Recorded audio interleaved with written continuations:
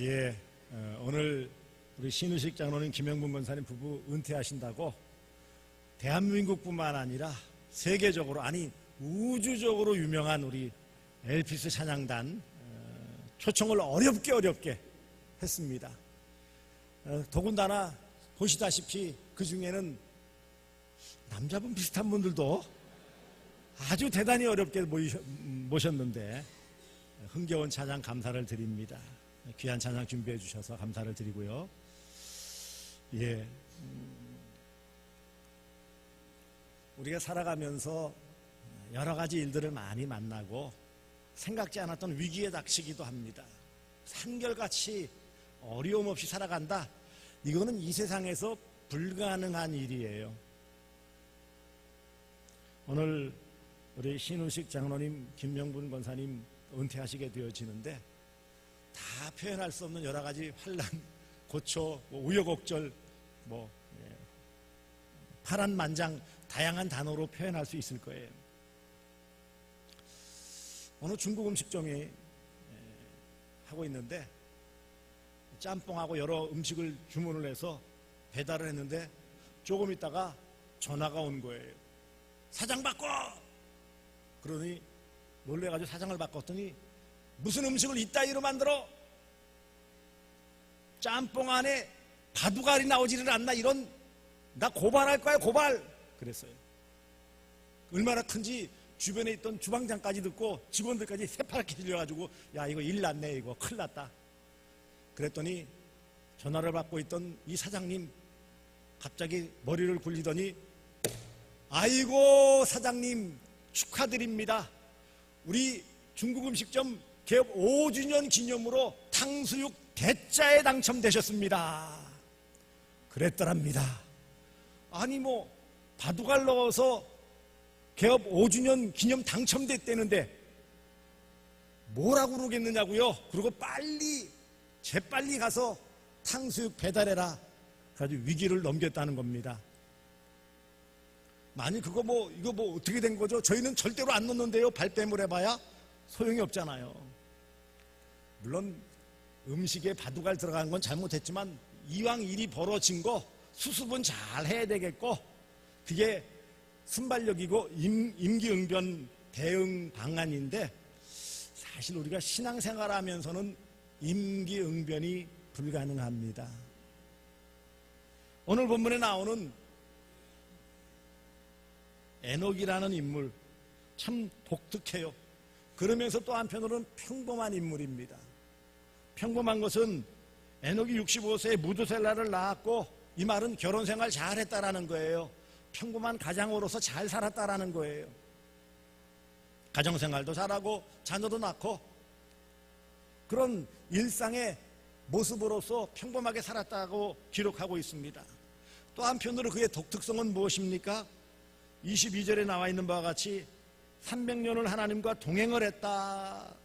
그리고 24절에 하나님과 동행하다가 하나님이 그를 데려가심으로 세상에 있지 않았다라는 독특한 삶. 이 평범함과 독특함이 함께하는 삶이 에녹의 삶이라면, 한편으로 우리 모든 성도의 삶이기도 합니다. 이 땅에서 우리는 발을 딛고 하루 세끼 먹고 산소를 호흡해야 살고, 이 땅에서 가정생활하며 일상의 삶을 살지만, 또 한편으로는요, 하나님과 동행하는 신앙의 삶을 살아가고 있는 특별한 존재예요. 하나님의 자녀라는 특별한 신분이 우리에게 주어진 것입니다. 그렇다면 이런 평범함과 독특함이 교차되어지는 성도의 삶, 그 삶은 어떤 삶이라고 오늘 본문 말씀합니까? 똑같은 단어가 두 번 나오는 것이 바로 동행입니다. 동행. 이 동행이라는 단어의 히브리어의 원어의 뜻은 무엇일까요? 그것은 함께 산다. 한 울타리에서 함께 산다라는 게 동행이라는 뜻이에요. 그러니까 동거의 의미가 있어요. 두 번째는 함께 걷는다. 글자가 동행이죠. 동행. 함께 걷는 거예요. 함께 행한다. 세 번째 의미는 깊은 교제를 나눈다. 이건 좀 더 함께 살고 함께 걷는 것과는 조금 다른 결인 깊은 교제를 나눈다. 같이 한 공간에 있고 같이 걸어간다고만 해서 동행이 되어질까요? 깊은 교제를 나눈다라는 의미가 이 동행의 의미에 담겨져 있습니다. 그런데 이 동행이 누구와 동행을 했다고 말씀하고 있습니까? 오늘 22절 하나님과 동행하며 그랬어요. 24절에도 에녹이 하나님과 동행하더니 그랬습니다. 여러분, 동행, 함께 살고 함께 걷고 또 깊은 교제를 나눈다라는 것은 좀 어슷비슷하고 뭐가 통해야지 되는 거죠. 신이신 하나님, 창조주 하나님과 피조물 연약한 인생이 어떻게 동행을 할 수 있겠느냐고요. 격이 맞아야 동행을 하는 거예요. 그런데 그것도 하루 이틀 한 해 두 해가 아니고 300년 동안 하나님과 동행했다? 이건 거의 불가능한 건 아니겠습니까?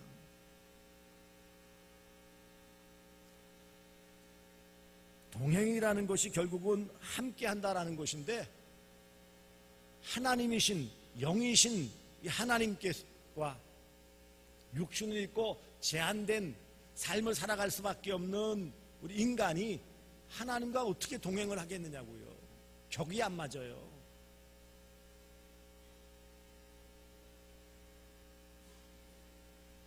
이 동행을 한다라는 것은 결국 생각도 공유해야 되는데 이게 얼마나 큰 차이입니까? 완벽하신 하나님과 부족한 것 투성이 불안정한 모습 자체인 인간이 함께한다. 이거 자체가 어찌 보면 참 어려움이죠. 그럼에도 불구하고 어떻게 연약한 인간인 에녹이 하나님과 300년을 동행할 수 있었을까요? 이게 신비입니다. 그렇지 않습니까?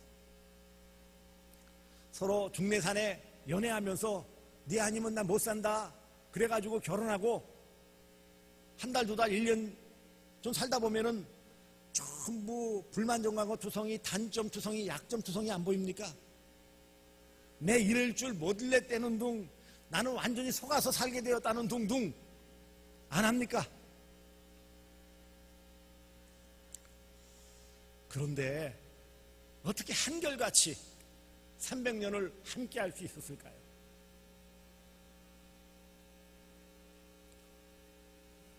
한시에 우리 중고등부 SFC 설교를 동일한 본문으로 할 수밖에 없었습니다. 왜냐하면 새벽기도, 주일 오전, 오후, 수요기도회, 금요기도회 뭐 잔뜩 할 수밖에 없어가지고 따로 본문을 준비하기에는 좀 어려움이 있어가지고 같은 본문으로 했습니다. 거기에 이런 말을 했어요. 동행이 뭐냐? 아주 쉽게 이해하면 2인 삼각경기다. 우리 지난번에 전교인 체육대회 할 때 다리 묶어서 두 사람이 함께 달리는 2인 삼각경기 해봤죠? 잘 달렸어요? 못 달렸어요? 잘 못 달렸어요. 같이 오래 살았던 부부가 함께 달려도 마음이 안 맞아가지고 막 그냥 시시 소리가 막 나왔어요. 내 마음대로 안 움직여진단 말이에요. 같이 나와서 왼발 오른발이 묶여져가지고 같이 내딛어야 되는데 이게 안 맞는 거예요. 엇박자가 나가지고 엉치고 넘어지고. 여러분, 같이 오래 살았는데도 불구하고 간단하게 보조 맞춰 발 움직이는 것조차도 잘 안 맞는데 어떻게 한두 해도 아닌 300년을 마음도 맞추고 뜻도 맞추고 생활도 맞추고 그렇게 살 수 있었느냐고요. 신비예요, 신비.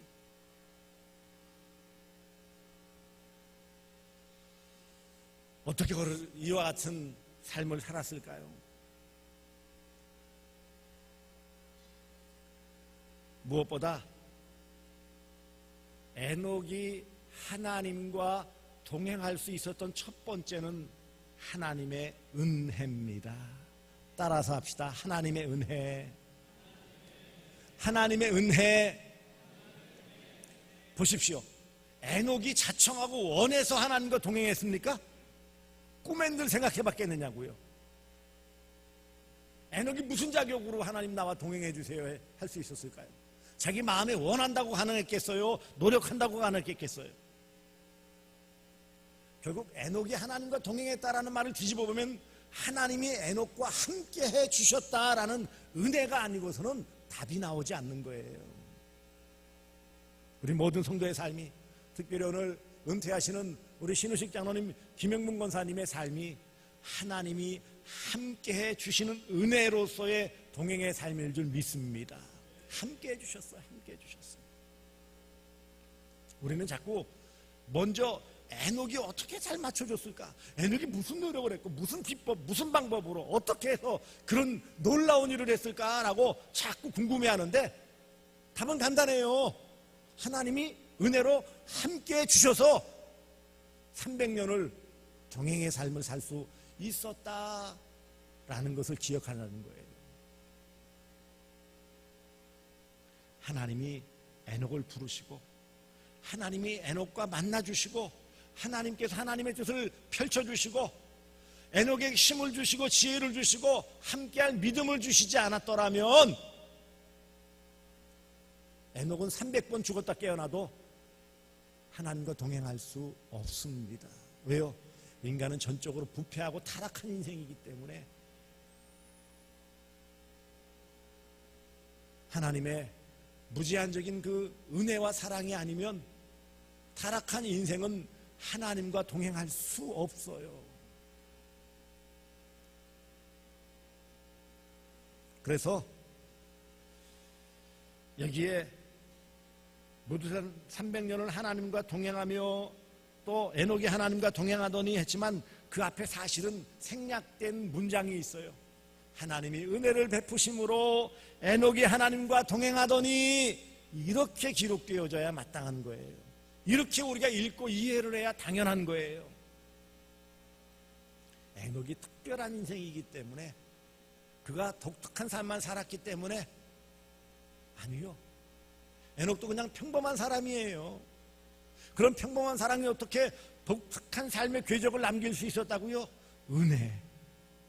하나님의 은혜예요.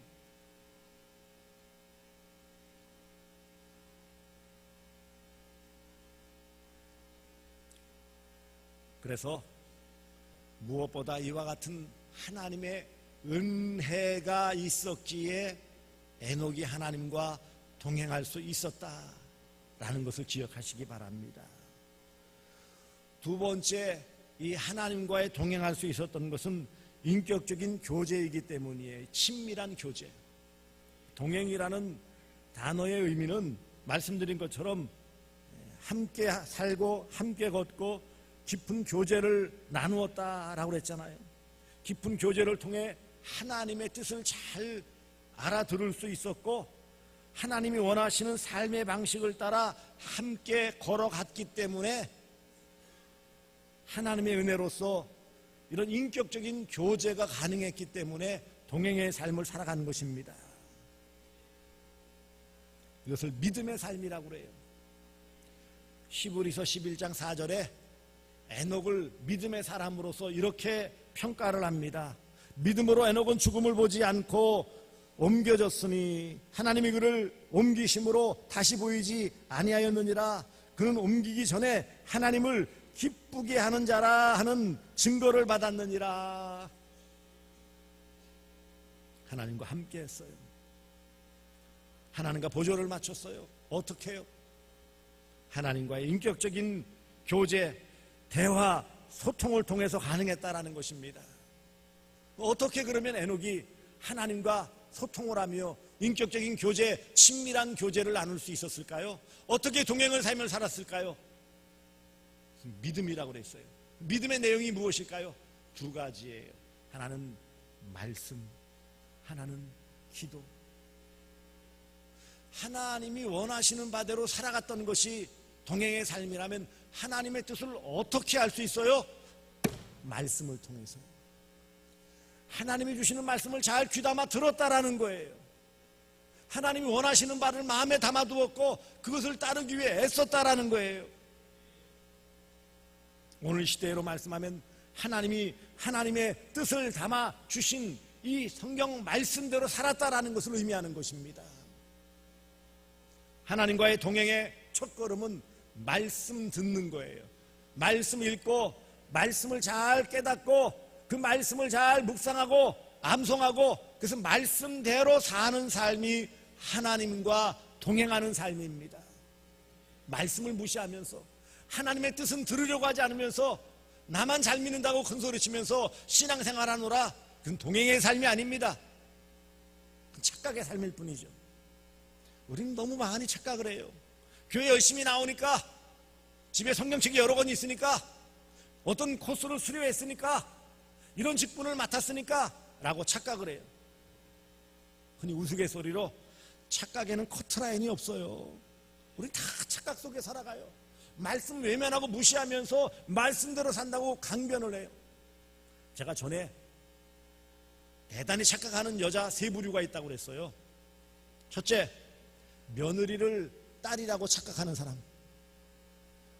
며느리가 딸 같다고 그러는데 며느리는 며느리예요. 둘째, 사위를 아들이라고 생각하는 사람. 이것도 대단히 착각이에요. 사위는 사위예요. 그거보다 더 큰 착각을 하는 사람, 며느리의 남편을 아직도 내 아들이라고 생각하는 사람. 이건 착각 중에 착각이에요. 근데 이런 착각 아니 다 하고 산다니까는요. 뭐 다들 그렇게 안 하십니까?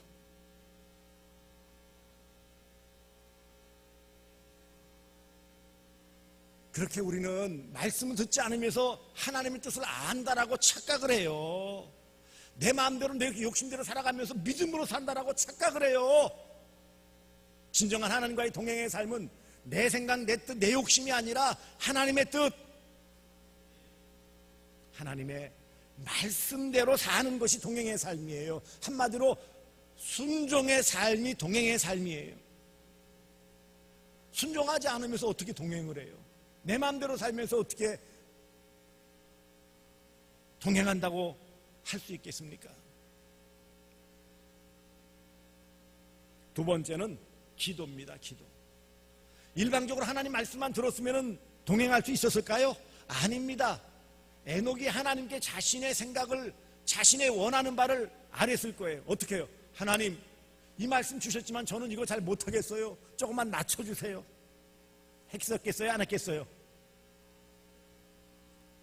하나님, 제가 하나님 말씀대로 잘 살고자 했는데 아이고 제가 잘 못 살았어요. 죄송해요. 기도했어요? 안 했어요?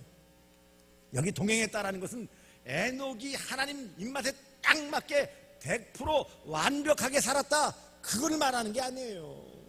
아니 어떻게 세상 살아가고 가정생활하고 자녀 놓으면서 농사짓고 목축하며 살아가면서 어떻게 완벽하게 살아가요?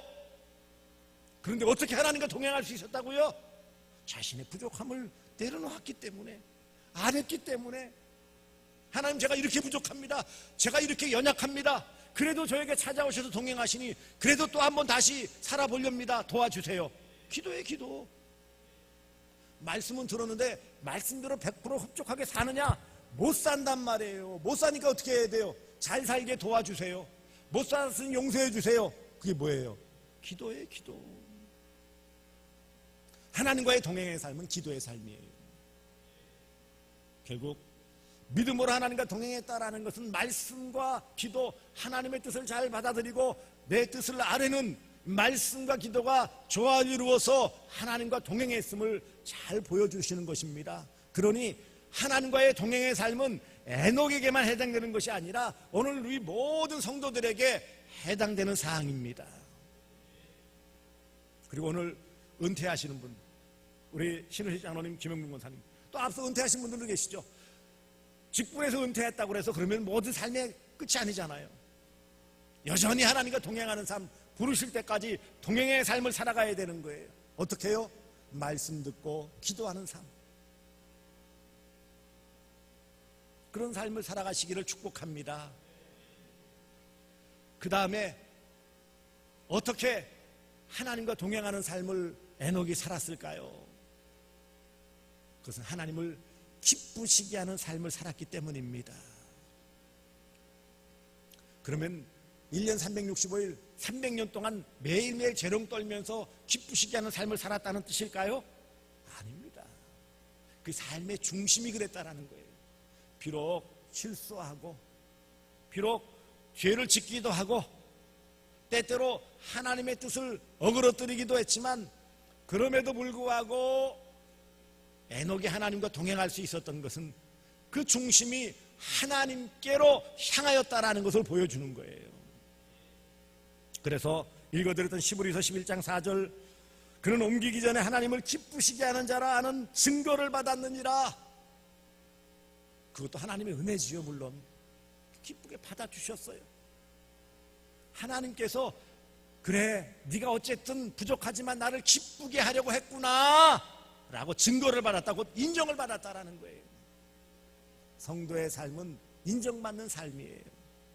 뭔가 많이 남겼기 때문에 다 돌아보면 후회와 회한밖에 남지 않아요. 그래서 다 껄껄껄 그런다고 그러죠. 그때 그걸 할 걸, 그때 그걸 하지 말았을 걸, 에휴 그때 왜 그 말을 했을까, 안 했더라면 좋았을 뻔했는데, 그때 그 말은 꼭 했어야 되는데, 다 뭐예요? 돌아보면 후회거리밖에 없어요. 만족해가지고 그건 너무 잘했어, 그런 삶의 순간이 과연 얼마나 있을까요? 그런데 결국은 하나님 보실 때의 관점이에요. 사람이 어떻게 보느냐 그게 중요한 것이 아니고 하나님을 기쁘시게 하는 자라는 증거를 받았느니라, 곧 확증을 얻었고 인정을 받았다라는 것입니다. 성도의 삶은 하나님과 동행하여 마지막 순간 하나님께 인정받는, 칭찬받는 삶이 복된 삶인 줄 믿습니다.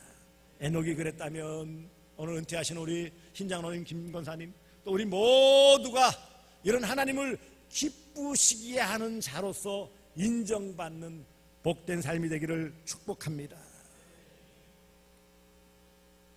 이렇게 하나님과 동행하는 삶, 하나님의 은혜로 하나님과 인격적인 친밀한 교제, 말씀과 기도를 통해 친밀한 교제를 하며 그 삶 가운데서 최선의 삶으로 하나님을 기쁘시게 하시는고자 하는 그 중심으로 삶을 살았던 이런 동행의 삶을 산 에녹에게는 어떤 복이 주어졌습니까? 무엇보다 하나님의 인정하심을 받았다고 그랬어요. 여러분, 세상 인정받는 것, 이 땅에서 대통령 인정받아도 그 정권 때뿐이더라고요. 그 정권 때는 인정받아가지고 잘하네 그러는데 정권 바뀌니까 다 모조리 은팔찌 짜고서 다 잡혀가더라니까는요.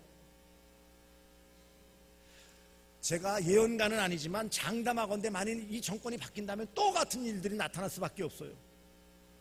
이 시대에는 적합한 사람이고 칭찬받고 인정받는 사람인데 또 다른 사람들이 다른 생각을 하는 사람이 나타나면은요 달라지는 거예요. 그런데 하나님을 기쁘시게 한다면은요 끝난 거예요, 인생이.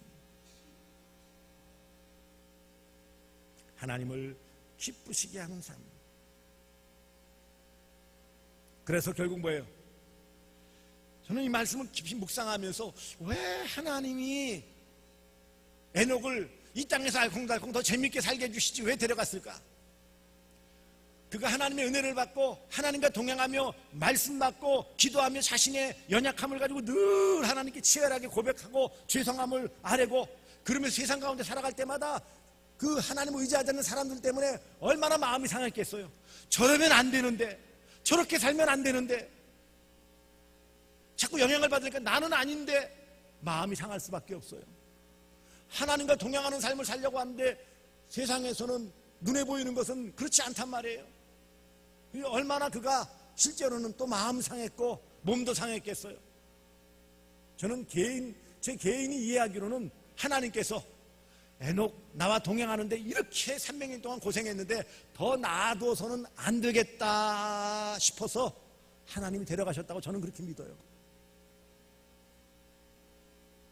왜냐하면 하나님과 동행하는 삶이 만만치 않다라는 거예요. 쉽지 않다라는 거예요.